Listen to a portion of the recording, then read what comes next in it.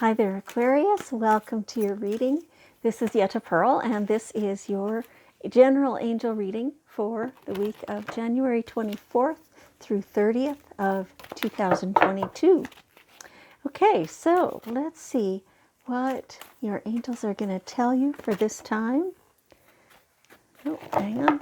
It appeared that that was a good card, the one that they wanted out, but then it didn't want to come out. Okay. So we'll just wait and grab this other one. There we go. Okay, so we got half the cards out. So let's just see, what it is. So they want me to remind you that this is a general angel reading. And so, as such, it's a group reading, right? So if there's 50 of you watching, then sorry, got interrupted. If there's 50 of you watching, then a particular portion of this message could be for 30 of you. The other 20 of you, you're going to be going, I don't know, that doesn't resonate. Okay, right? That's just fine. It doesn't have to. Not every single portion of this will do that. Just wait for the next part of it, and that part might. Okay? All right, so let's see. Wow, this looks pretty good. This looks pretty good. So let's start with this one, beloved one. This is they call soulmate. Could be soulmate, but I'm hearing, the rest of the message is that it could be, your significant other, who may or may not be your soulmate, right? Soulmate is just somebody that you really, really resonate with. And I shouldn't say just, they are very important in your life, but they may or may not be a romantic entanglement, right? They're just somebody who you do really click with, and for a long, long time, right? It's not a temporary thing. So this, though, is talking about this relationship with your beloved one, and Archangel Chamuel is helping you with that relationship right now. So if you're feeling a gut feeling that, oh, I should do such and such for so-and-so, you should do that. You should do that. If you're feeling like there's something that, you should add more romance, or you should add more like heart-to-heart true communication, or, and that's actually coming through really strongly, that there's something that you've been thinking and feeling for a while now that you haven't been saying, maybe for fear of hurting them, maybe for fear of, I'm not sure, fear of something. It's always a fear, all of it. But you need to come clean with that. That thought of yours that's within you about that your person is damaging things. Yeah, and it's the thought. It's not, there's no action yet come with that, right? Speaking it out loud will not damage the relationship. It will help it. Now, the other person, depending upon their temperament, they might not take it very well to start with. You'll want to be a little cautious and, be gentle in your delivery, things like that. But you do have to communicate it, because your thoughts about them are causing damage, where if you communicate it clearly and concisely and without accusation, then you both know exactly where you stand. Okay, so do that. All right, and that leads to harmony. When you both know where you stand, then there's nothing to create disharmony, right? You don't have to agree with each other. Excuse me, I have to sneeze. Oh, excuse me. Thank you. So that leads to harmony, and it feels like that's just spreading in other parts of your life as well. So like there's still I'm feeling like there's still some little bits of disharmony. It feels like within your household, but maybe not. Within your close ones anyway. but parts of that, like they're never going to be exactly perfectly all resonant, right?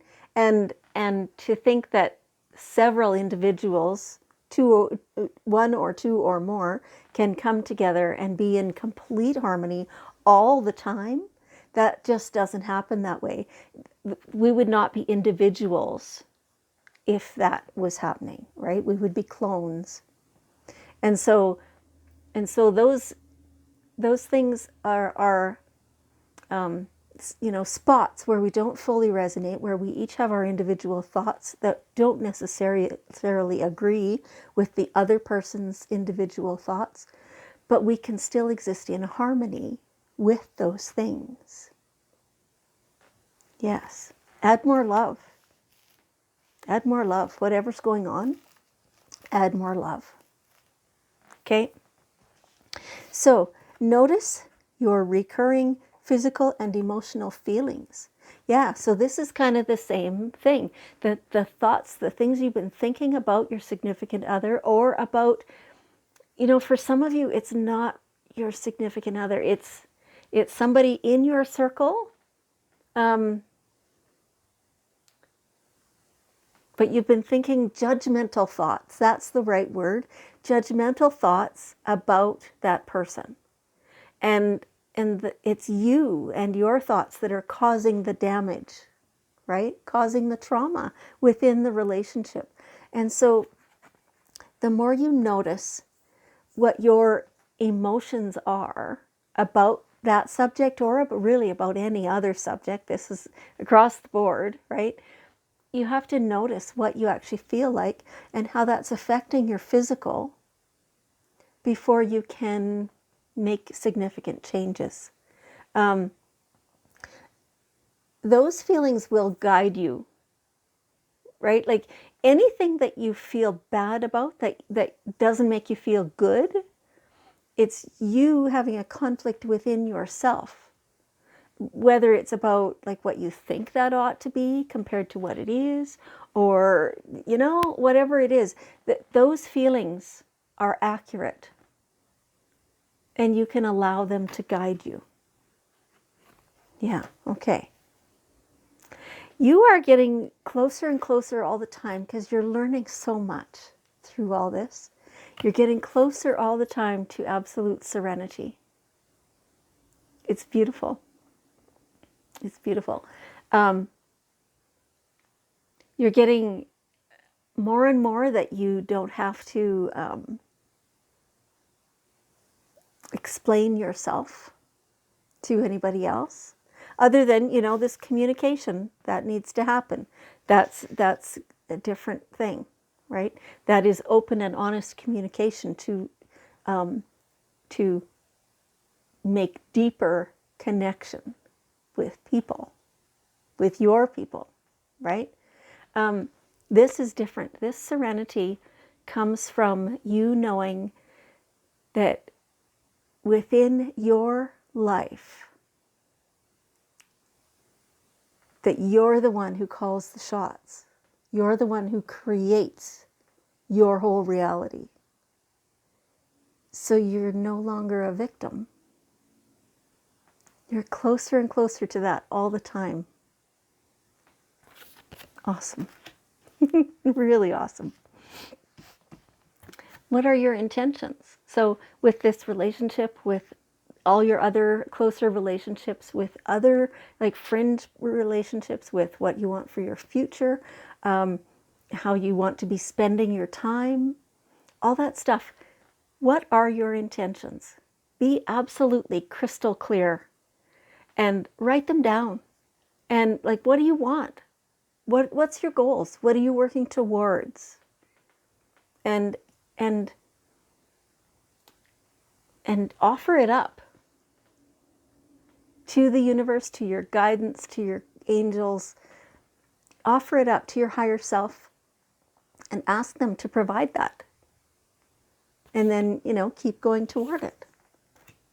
And that leads to your freedom. Again, the same with the serenity. You are so close to this freedom. Do you see this? This whole deck. harmony, serenity, and freedom. There you have it. There you have it. Wow. What a reading, Aquarius.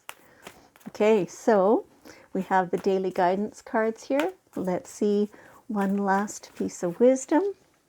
Family, yeah. See, this is these relationships. This is so important. Like your number one relationship is with, your higher self. That's your source, right? Also called universe or God or divine or, whatever language you want to use.